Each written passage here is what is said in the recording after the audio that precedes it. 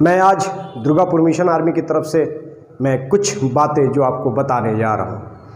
आपको पता है मैं हर बार की तरह आज भी कुछ मोटिवेशन लेके आया हूँ जो कि आपको ऊंची उड़ान भरना है।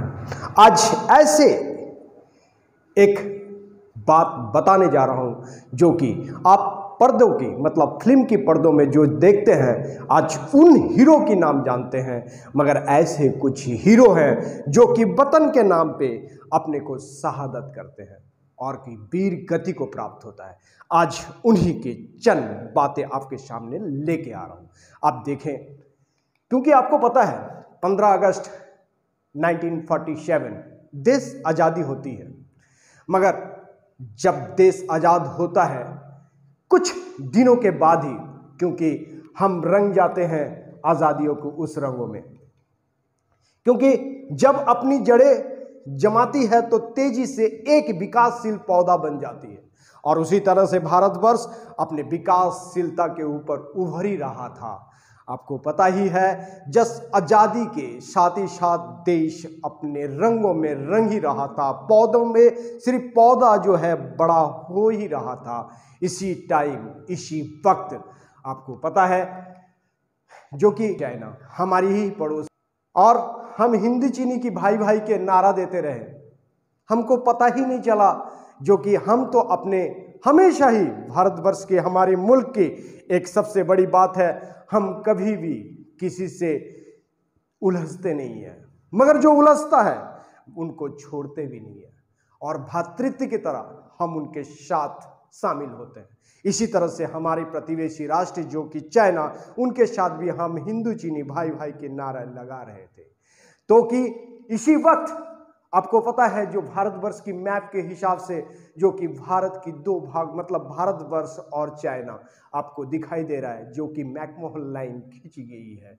और इसी के दौरान चाइना ने अपना नापाक हरकत करना शुरू कर दिया, और इस नापाक हरकत के समय ही आपको पता है जो एक उनकी प्लान जो कि लड़ाई की प्लान बना चुका है। उन्होंने सोचा जो भारतवर्ष को किस तरह से हम हड़प लें और अरुणाचल को पूरे के पूरे अपने कैप्चर में कर लें। इसी समय उनकी प्लान शुरू हुआ और अचानक उन्होंने घमासान लड़ाई शुरू कर दी। दुख की बात यह है हम तो उनको भाई समझते थे, मगर अचानक उनकी गोलाबारी और उनके अचानक हमले से हम समझ ही नहीं पाया जो ऐसे भी हरकत कर सकता था। क्योंकि अरुणाचल के वादियों में हमारे फौज उनके तैनात में बहुत ही कम था और हम उनके आगे बहुत ही कम, क्योंकि हम कभी नहीं सोच सकते थे चाइना हमारे ऊपर अटैक करे। और 1962 आपको पता है इंडो चाइना वॉर, जिसको इंडियन मतलब 1962 India China war Indo China war के नाम से जाना जाता है। और इसी वक्त आपको पता है पंडित जवाहरलाल नेहरू हमारे उस टाइम प्रधानमंत्री और हमारे रक्षा मंत्री डिफेंस मिनिस्टर कृष्णन मेनन जो थे, और दोनों ही हमारे मुल्क से बाहर था। और इस टाइम अचानक ना कोई समझौता, ना कोई बातें, ना कोई कुछ, और चाइना की जबरदस्त हमला। इसी टाइम आपको पता है जो भारतवर्ष की हमला सहने के लिए भारतीय सेना भी डट के मुकाबला करता है। मैं जला हुआ राख नहीं अमरदीप हूं, जो मिट गया वतन पर मैं वो शहीद हूं। और उसी समय एक लड़ाई की पैगाम आती है जिसको हम बैटल ऑफ नौरंग 17 नवंबर 1962 की इस लड़ाई शुरू हो जाती है और घमासान लड़ाई, और इसको हम नूरा नांग के नाम से जानते हैं। साथ ही साथ लगातार आपको पता है मैं जो अभी तक जो आपके मन में कौतूहल था जो कौन ऐसे इंसान किनका नाम लिया जा रहा है आपके सामने, लगातार 72 घंटे अकेले ही चीनी फौज से लड़ते रहे महावीर चक्र विजेता राइफलमैन जसवंत सिंह रावत आपके सामने, ये उनकी मासूम सी चेहरा आप देख ही रहे हैं।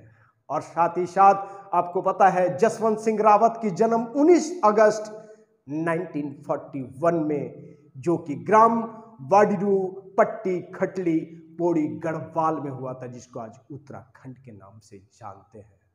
उस जगह पे ये वीर सेना की जन्म हुआ।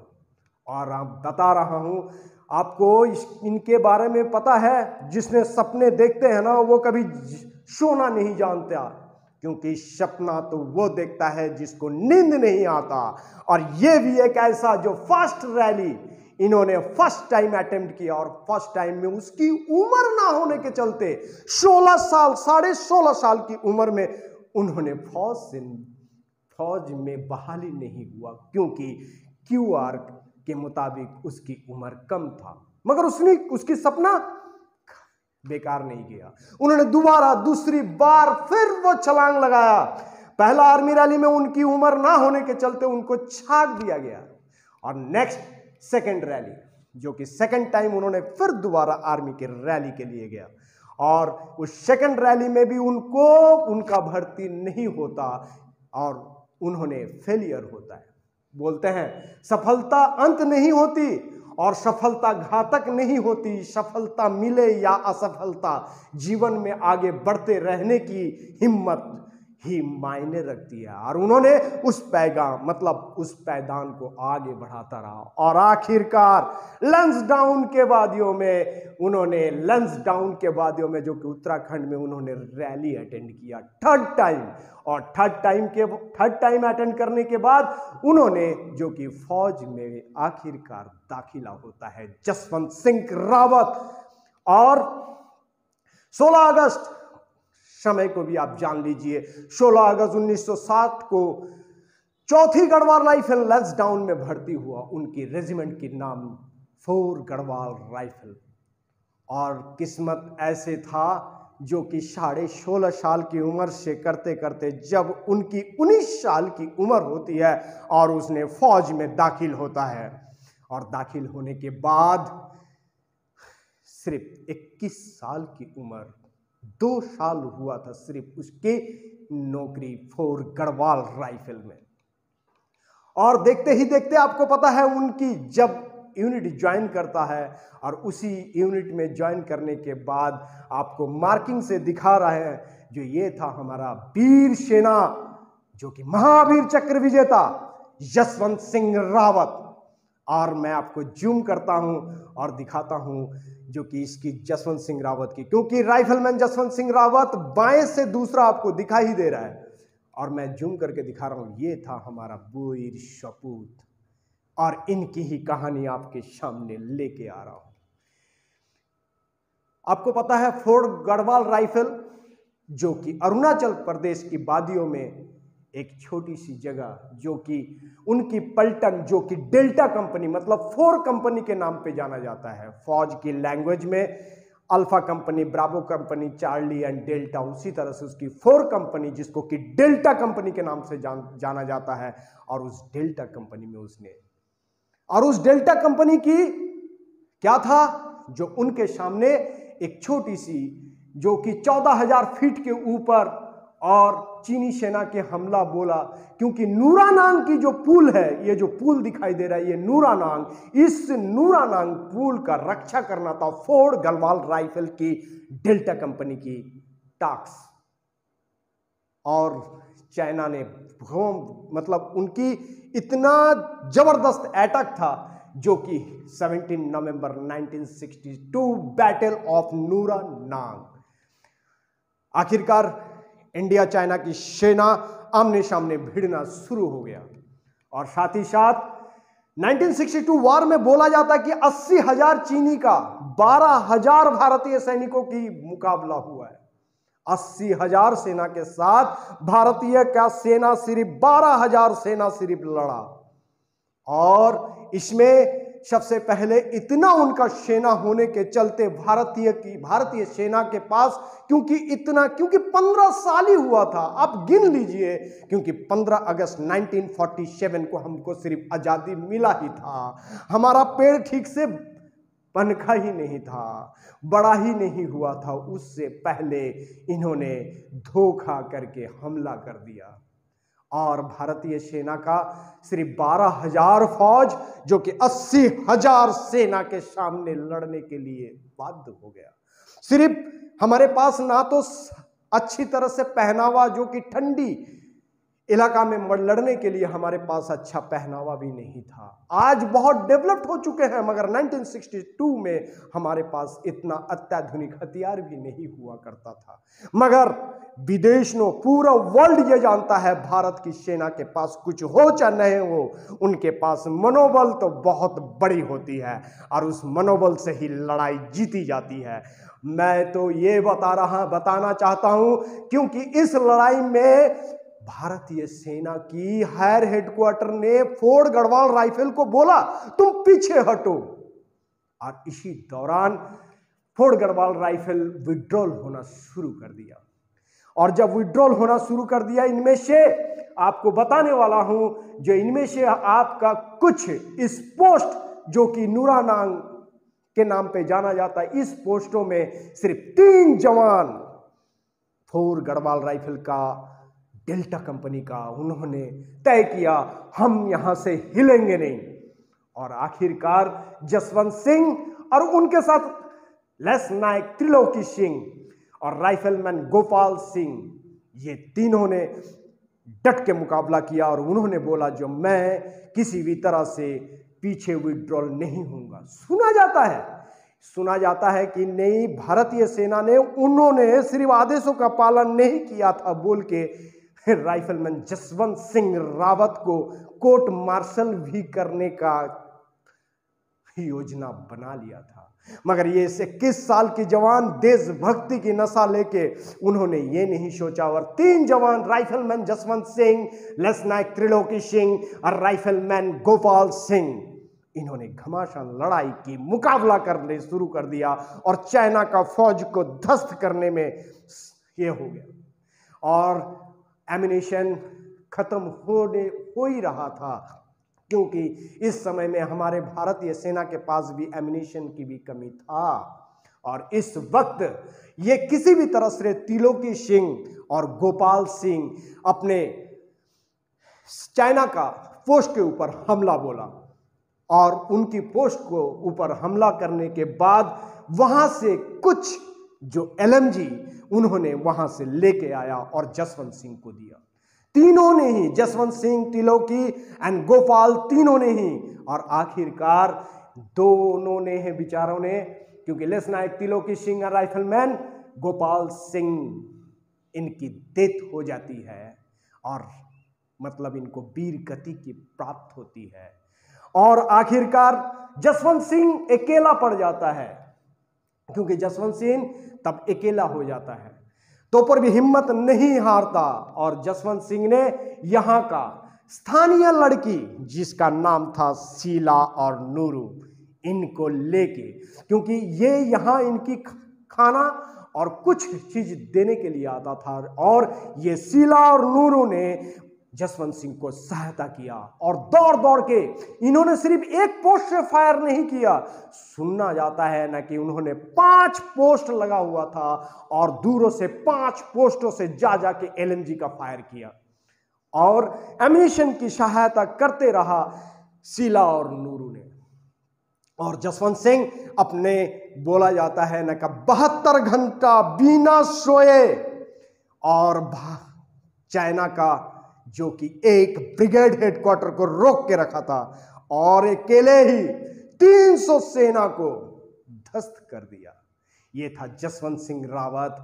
आज मैं उन्हीं की बात कर रहा हूं, क्योंकि स्थानीय महिला शीला उनकी बड़ी मदद की। उन्होंने गोला बारूद व खाद्य सामग्री लगातार उपलब्ध कराती रही।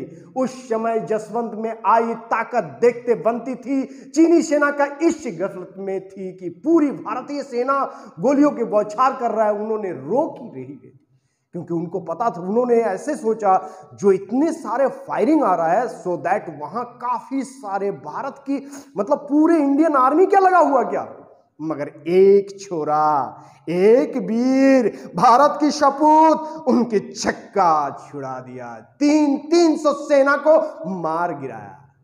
और ये जसवंत सिंह, उनको पता ही नहीं चला, और आखिरकार शीला और नूरू मारा जाता है।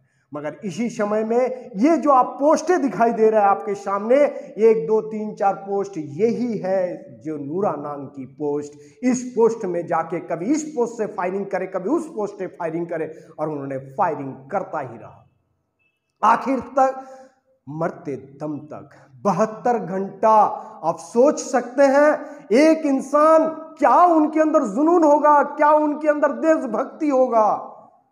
वो लड़का 21 साल की उम्र, ठीक से मुछ भी नहीं निकला होगा, और उन्होंने कंटिन्यूअसली, क्योंकि 1962 में चीन के साथ हुई इस युद्ध में जसवंत सिंह ने बिना सोए लगातार 72 घंटे तक चीन के साथ जंग लड़ी, और उनके 300 सेना से भी ज्यादा सैनिकों की मौत की घाट उतार दिया। दिल रोंगटे खड़ा हो जाता है, आप सोच नहीं सकते। और इसी वक्त एक कि वहां पर मठ के एक गद्दार लामा ने सेना को बताया कि सिर्फ वहां एक आदमी है, आप लड़ाई जिससे लड़ रहे हैं सिर्फ वहां एक आदमी है, और एक आदमी ने आपका पूरे फौज को रोक के रखा 72 घंटे से। तब उनके दिमाग में क्या बात है, एक लड़का हो नहीं सकता। और आखिरकार उन्होंने फिर जब पता चला एक लड़के ही फायरिंग कर रहा है, तो उन्होंने आखिरकार उनको घेर लिया। और उस समय में उन्होंने प्लान बनाया, और प्लान बनाते के साथ उन्होंने ये किया जो अभी उनको किस तरह से ये किया जाए। और प्लान बना के आखिरकार ये जसवंत सिंह रावत, जो कि महावीर चक्र विजेता, इनको चारों ओर से घेर लिया गया। सुना जाता है न कि जसवंत सिंह जब दुश्मनों के हाथ लगा तो उन्होंने किसी तरह से भी उनके हवाले नहीं किया, खुद को ही अपने हथियार से अपने आप को शूट कर दिया। मगर चीनी सेना की कमांडर ने इतना असंतुष्ट हो गया था, जी एक लड़का 72 घंटा हमारे पूरे ब्रिगेड को रोक के रखा, ऐसे कैसे हो सकता है। और इसी बदौलत उन्होंने ऐसे, क्योंकि गुस्से से फिर जसवंत सिंह रावत की गर्दन को कलम करके उन्होंने अपनी देश लेके गए। कहा जाता है 1962 की नूरा नांग की लड़ाई, इंडो चाइना वार में चाइना तो जीत हासिल की, मगर बात टके की है, जो हार तो जसवंत सिंह के आगे हुआ, क्योंकि जसवंत सिंह रावत के आगे उन्होंने घुटने टेक दिया। जीत उनके बेशक हुआ, मगर एक इंसान के आगे उन्होंने अपने आप को घुटने टिकवा दिया। नेक्स्ट, क्योंकि इसके बाद आपको पता है जो कि जिस जगह पे उनकी सिर कलम हुआ था, आज गवर्नमेंट, और उन्होंने इस जगह को, जो कि चाइना गवर्नमेंट को जब पता चला जी एक शेर हमारे को इतने एक ही है, तो उन्होंने, ये है आपकी उस जगह जहां से उनकी सिर कलम करके लेके गया था, ये उनकी जगह है, वो जगह। और जो कि यह है हमारे जसवंत सिंह रावत, जो कि महावीर चक्र विजेता, और बाबा, कोई बाबा जसवंत सिंह के नाम पे भी जाना जाता है। इस जसवंत सिंह का जो कांस्य की मूर्ति उन्होंने चाइना ने बना के भारतीय सेना को भेंट किया, उनकी वीरता के चलते। मगर भारत ने, इंडिया ने उनका कोर्ट मार्शल की योजना बना रहा था भगोड़ा के नाम पे, मगर वो जवान अकेले ही लड़ता रहा। आज इस जगह पे आप जब जाएंगे, टूरिस्ट प्लेस है अरुणाचल, जब भी आप भालुंगपोंग से जाते हैं, उसके बाद आपका टेंगा से सांगे, संग्रिला, इसके बाद आता सीला टॉप एंड जसवंतगढ़। और अरुणाचल प्रदेश में एक नगर बसा दिया जिस नगर का नाम है जसवंतगढ़। आते जाते इंसान भी आज भी उस जगह को सैल्यूट करता है। आर्मी की कानवाई यदि वहां से जाता है, चाहे वो जनरल हो चाहे कोई भी हो, वहां रुकता है और जसवंत सिंह के नाम पे वहां तो सैल्यूट देते ही हैं। साथ ही साथ उनकी इस वीर गाथाओं के साथ वहां ना क्या आज भी बोला जाता है, जसवंत सिंह ने क्या अपने ड्यूटी 24 घंटे के लिए करता है। मरणोपरांत भी उनको गवर्नमेंट ने उसको जॉब में रखा गया है, और साथ ही साथ उनको रैंक भी दिया गया है। और उनकी लास्ट रैंक जो है उन्होंने मेजर जनरल तक की रैंक को हासिल किया। आप देख रहे हैं, यह है आपकी वो जगह जहां महावीर चक्र विजेता जसवंत सिंह रावत, यही वो जगह, और जसवंतगढ़ वार मेमोरियल वहां पर ही बनाया गया है, जो कि अरुणाचल के अंदर ही है। और साथ ही साथ आप देख रहे हैं जो उनकी जिन्होंने जिस हथियार से लड़ा उस हथियार भी आज भी वहां पर ही रखा हुआ है। और देख रहे हैं जो कि जसवंतगढ़ के सामने जो कि ये बेदी जहां पर ही उनकी सिर को कलम करके लेके गए हैं वहां, और बहुत अच्छा एक आज की डेट में एज ए टूरिस्ट प्लेस भी है। साथ ही साथ वार मेमोरियल, क्योंकि पर्सनल उनके साथ जो personal belongings of the rifle, जो भी कुछ उनका जो सामान साजो सामान जो करता था वो भी आज वहां पर ही रखा हुआ है।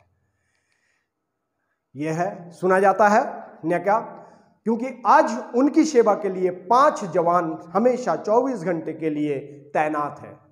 और साथ ही साथ आज भी जसवंत सिंह ड्यूटी करता है, जिसके लिए सफ़ेद सी चद्दर जो कि बिछाया जाता है। सुना जाता है उनकी ड्रेस हर दिन प्रेस किया जाता है, उनकी बूट को पॉलिश किया जाता है, और वो हमेशा ड्यूटी पे ही रहते हैं।